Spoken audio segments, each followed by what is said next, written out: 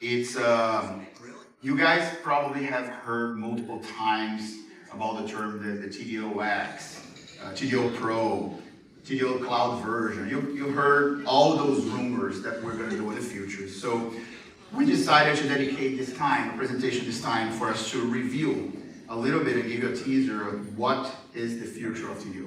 What is this new product of TDO? So we're going to you have the privilege to see that. The format of this presentation, I will have a short introduction on the pillars that our core values, how we are developing this product, which was based on the core principles. Okay? And then I'll hand it over to Jay Patel. Jay is going to do a amazing live presentation of the software here. And at the end, Jared is going to mesmerize you guys with an amazing presentation with the future, innovation, AI stuff, all the cool things are working that you are now able to access some of it, even being part of TDO 12. Okay, so that will be the format of the presentation. And I think I forgot the clicker. No. There is no way for us to talk about the future of TDO without talking about the past and going through the journey. So I saved a few, I want to present a little bit of information here just to touch on the past of TDO. How was TDO created? And every time I hear this story, it inspires me and the team on how was TDO created. A lot of you guys know, but the full story you can find on Dr. Carr's YouTube channel on the history of how the name of the presentation is the case that started TDO. It was all one case. There was this patient that had 4 prior root canal failures, and it was referred to Dr. Carr, and when the patient walked in with that's the kind of documentation he had. You cannot make sense of how can you compile this information together to provide the best patient care by looking at this, and you cannot put it together. It's almost impossible.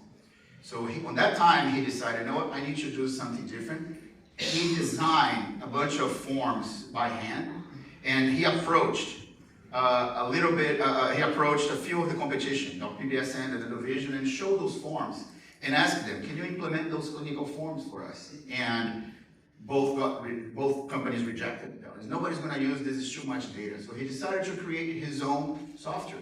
And on that time, Amy was the one who started just for digital record keeping, and Dr. Carr also hired a team. And that's the team that this was probably 2003.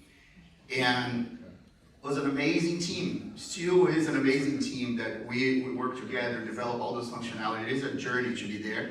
But it was not only about, actually before I talk about the community, a little bit of trivia. Look at this, is the screenshot of the very first beta version of TDO. And a little trivia here. You guys have seen those things in your desktop, right?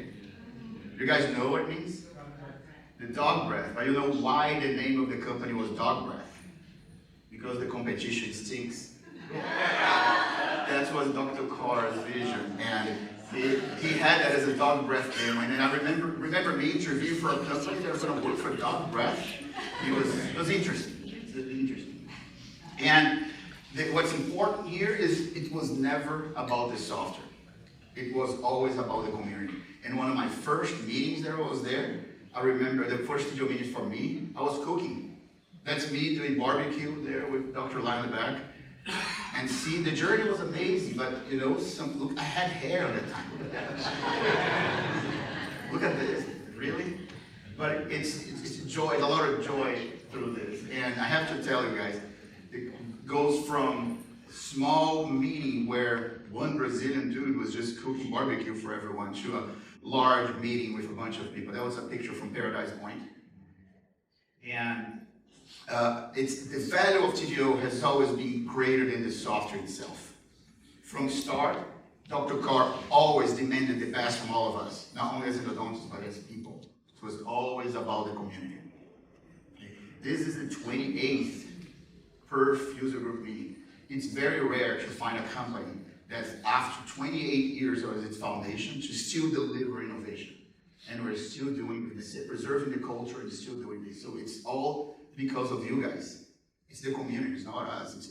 We are here just trying to enable the environment for you guys. You guys give the feedback, the software keep evolving, but it's because of you guys. You guys drive this. So a little bit of now the challenge for us for the future. The challenge is, okay, you have this, remember the past. Contemporaneous record keeping, it was groundbreaking, right? It was innovation. You're going to contemporaneous record keeping, it's amazing, you're doing this. That's done. And during that time, a lot of software companies with now pretty looks and pretty face, and people compromised a little bit of the quality of the data just to go for some good-looking software. There is that challenge for us, but now the trait is no longer needed. We are delivering a lot of new functionality for you guys, for you to transition to the future of TDO in a seamless way. All of the modules that we are delivering now, TDO comms, the TDO payments, the Alara integration, all those modules are being delivered on the latest and greatest technology, cloud-based.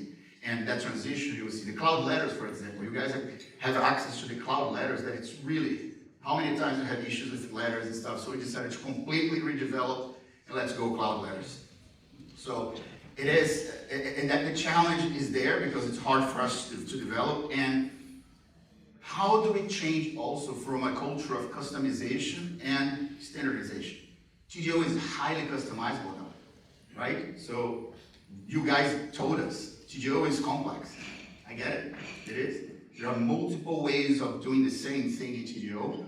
That's the same thing you need to do, there are multiple ways of doing this. So we are moving towards a standardization where it's less customization, but we have very good data on what is really needed to do in our new version of the software. So, and how are we doing this?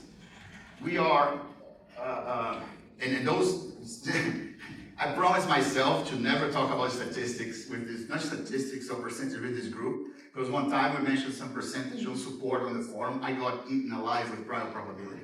So, so now maybe I can have a statement here to say, given that you guys are using TDO properly, chances are you're using 40%. Am I on the right line here now with some prior probability? So, and there's an average 40 to 50% people are using this, but every person uses a different 40 to 50%. So that's really hard. So even for you to, when you hire someone that came from a TDO office, the person doesn't know certain things. It's a different way to do. So we are shifting this, but we are following the core principles. These were the core principles when Dr. Carr created TDO to begin with, where the data I need to collect has to be organized. How I collect the data has to be seamlessly introduced and incorporated into my workflow. And when the data is needed, it has to be easy to find and meaningful. Those are the core principles that we're working on the new version of TDO. Okay, so this new version of TDO that Jay's going to be demoing soon, it's going to be a fully cloud-based platform. No server is going to be needed, and it's more than an upgrade. It's a rethink. It is simplified. It is centralized. It is a standard. There's a lot of standardization on how to do things. It's automated. There's a lot of automation process that we're doing that can be done like TDO comms. So it's where technology and community are united. TDOS. That's the new version of TDO. It's the dental operating system. With that, Jay is going to show a live demo here. Thanks, guys.